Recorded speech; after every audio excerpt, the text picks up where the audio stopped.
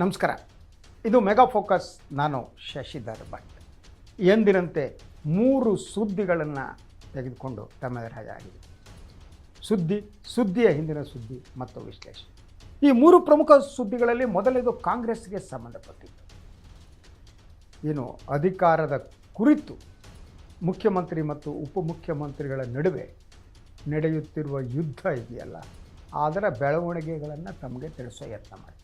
ಭಾಳ ಮುಖ್ಯವಾಗಿ ಅದರ ಜೊತೆಗೆ ಈಗ ಕಾಂಗ್ರೆಸ್ ಪಕ್ಷದ ನಿಯಂತ್ರಣ ಯಾರ ಕೈಯಲ್ಲಿದೆ? ಎಲ್ಲರಿಗೂ ಗೊತ್ತು, ರಾಹುಲ್ ಗಾಂಧಿ. ಹಾಗೆಯೇ ರಾಹುಲ್ ಗಾಂಧಿಯವರ ಕಣ್ಣು ಮತ್ತು ಬಾಯಿ ಯಾರು? ಕೆ ಸಿ ವೇಣುಗೋಪಾಲ್ ಅವರನ್ನು ಕುರಿತು ಕೂಡ ಅವರ ರಾಜಕೀಯ ಇತಿಹಾಸ, ಅವರು ಹೇಗೆ ಮುನ್ನೆಲೆಗೆ ಬಂದರು, ಆ ವಿವರವನ್ನು ಕೂಡ ತಮಗೆ ನೀಡ್ತೀವಿ. ಮೊದಲನೇದು ಡಿ ಕೆ ಶಿವಕುಮಾರ್ ಅವರಿಗೆ ಸಂಬಂಧಪಟ್ಟಿದ್ದು. ಡಿ ಕೆ ಶಿವಕುಮಾರ್ ಮುಖ್ಯಮಂತ್ರಿ ಆಗುವುದಕ್ಕೆ ಈಗ ಪಟ್ಟು ಹಿಡಿದುಕೊಟ್ಟಿದ್ದಾರೆ. ಕಾಂಗ್ರೆಸ್ ಹೈಕಮಾಂಡನ್ನು ಒಂದು ರೀತಿಯಲ್ಲಿ ಎಚ್ಚರಿಸುವ, ಮತ್ತೊಂದು ರೀತಿಯಲ್ಲಿ ತಮ್ಮ ಪಾಲು ಕೂಲಿ ಕೇಳುವ ಕೆಲಸವನ್ನು ಮಾಡ್ತಾಯಿದ್ದಾರೆ. ಒಂದು ರೀತಿಯಲ್ಲಿ ಈಗ ತಮಗೆ ಅಧಿಕಾರ ಸಿಗಲೇಬೇಕು ಅನ್ನುವ ಪಟ್ಟು ಡಿ ಕೆ ಶಿವಕುಮಾರ್ ಅವರಿಗೆ.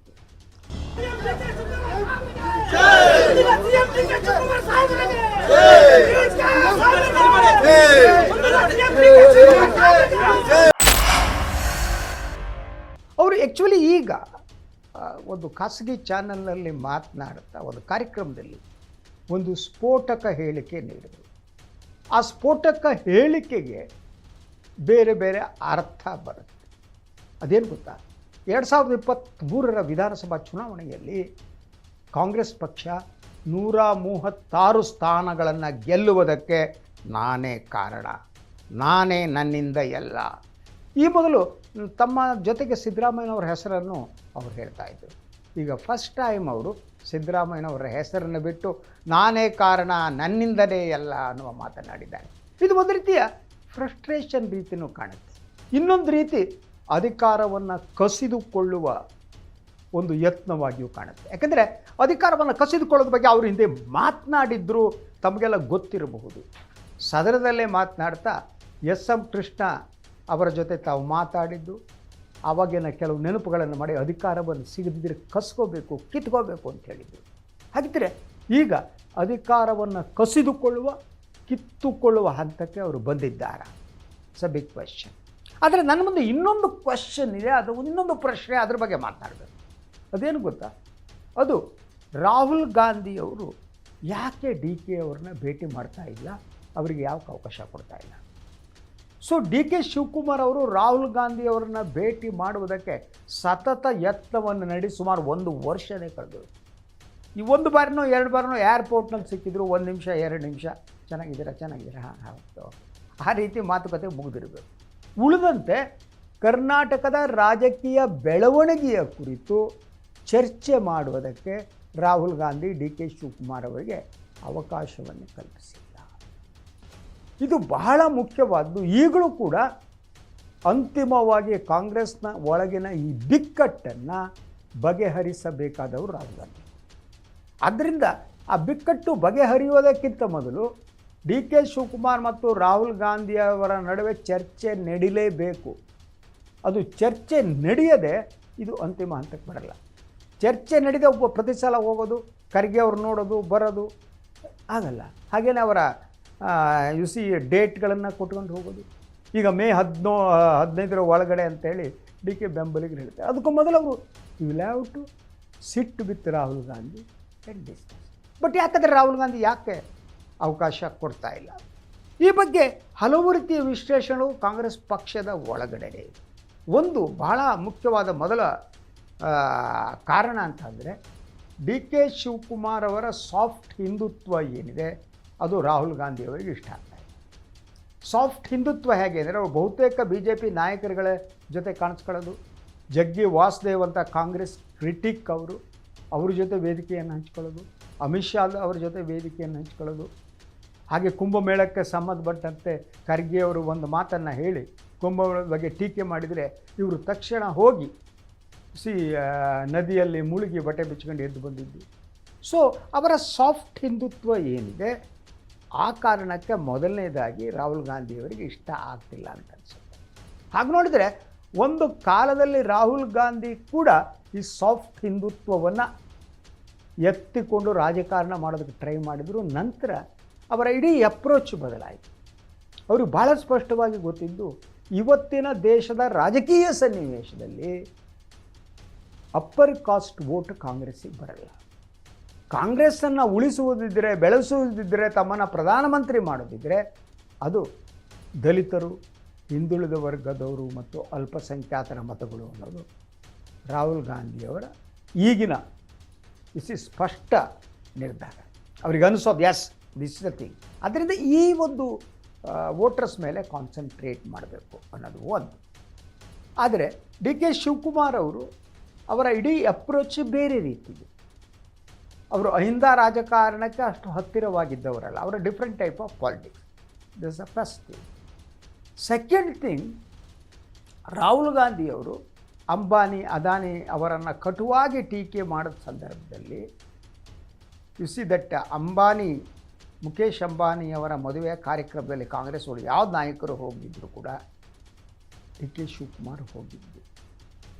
ಅದು ಆದಮೇಲೆ ಬಹಳ ಮುಖ್ಯವಾಗಿ ಕಾಂಗ್ರೆಸ್ನ ಒಳಗಡೆ ಚರ್ಚೆ ನಡೀತಾ ಇರೋದು, ಕೆಲವು ಮಾಹಿತಿಯ ಪ್ರಕಾರ ಇವನ್ ರಾಹುಲ್ ಗಾಂಧಿಯವರ ಅವರ ಸುತ್ತಮುತ್ತ ಇರುವವರಲ್ಲೂ ಚರ್ಚೆ ನಡೀತಾ ಇರೋದು, ಡಿ ಕೆ ಶಿವಕುಮಾರ್ ಅವರನ್ನ ರಾಜಕಾರಣಿ ಅಂತ ಪರಿಗಣಿಸಬೇಕು ಅಥವಾ ಬಿಸ್ನೆಸ್ ಮ್ಯಾನ್ ಅಂತ ಕನ್ಸಿಡರ್ ಮಾಡಬೇಕು.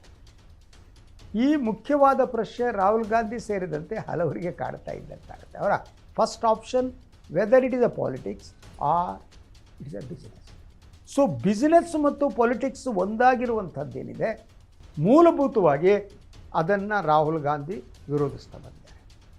ಸೊ ಬಿಸ್ನೆಸ್ ಟೈಕೂನ್ಸ್ಗಳೇನಿವೆ, ಮೋದಿ ಬಂದ ಮೇಲೆ ಪ್ರವರ್ಧಮಾನಕ್ಕಲ್ಲ, ಅವರೇನು ಒಂಥರ ಇಡೀ ಭಾರತ ರಾಜಕಾರಣವನ್ನು ನಿಯಂತ್ರಿಸುವ ಹಂತಕ್ಕೆ ಹೋದವರು ಅಂಬಾನಿ ಮತ್ತು ಅದಾನಿ.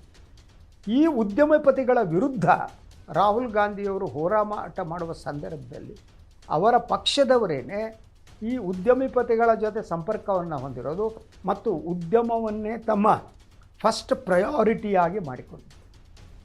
ಇದು ಬಹುಮಟ್ಟಿಗೆ ರಾಹುಲ್ ಗಾಂಧಿಯವರಿಗೆ ಇಷ್ಟ ಆದಂತೆ ಕಾಣ್ತಾ ಇಲ್ಲ. ಅದರ ಜೊತೆಗೆ ಬಹಳ ಮುಖ್ಯವಾಗಿ ಅವರು ಒಟ್ಟಾರೆ ಕರ್ನಾಟಕದ ರಾಜಕಾರಣದ ಪರಿಣಾಮದ ಬಗ್ಗೆ ಭಾಳ ಗಂಭೀರವಾಗಿ ರಾಹುಲ್ ಗಾಂಧಿ ಯೋಚನೆ ಮಾಡ್ತಿದ್ದಾರೆ. ಒಂದು, ಸಿದ್ದರಾಮಯ್ಯನವರನ್ನು ಅಥವಾ ಒಬ್ಬ ಅಹಿಂದ ನಾಯಕನನ್ನು ಬದಲಿಸಿ ಮೇಲ್ವರ್ಗದ ಒಬ್ಬ ನಾಯಕರಿಗೆ ಮುಖ್ಯಮಂತ್ರಿ ಪಟ್ಟವನ್ನು ಕೊಟ್ಟರೆ ಅದು ದೇಶಾದ್ಯಂತ ಯಾವ ಸಂದೇಶವನ್ನು ತಲುಪಿಸುತ್ತೆ. ಇದು ಕೂಡ ರಾಹುಲ್ ಗಾಂಧಿಯವರ ಮನಸ್ಸಿನಲ್ಲಿ ಕಾಡೋ ಹಾಗೆ ಕಾಡ್ತಾ ಇದೆ.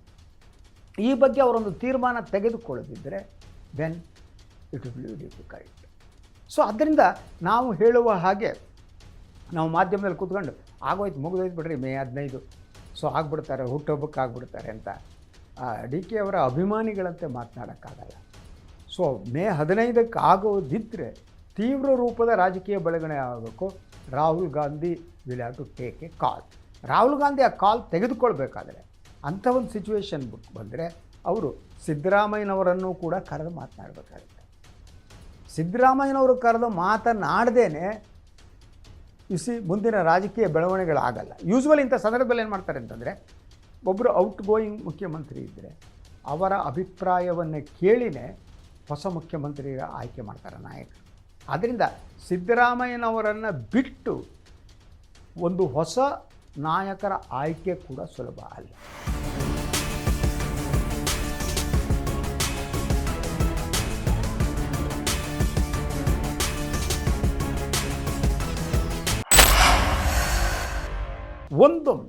ಒಂದೊಮ್ಮೆ ಸೊ ಸಿದ್ದರಾಮಯ್ಯನವರು ಈಗ ಹೇಳೋ ಪ್ರಕಾರ I am ready to leave ಅಂತ, ರಿಸೈನ್ ಅಂತ.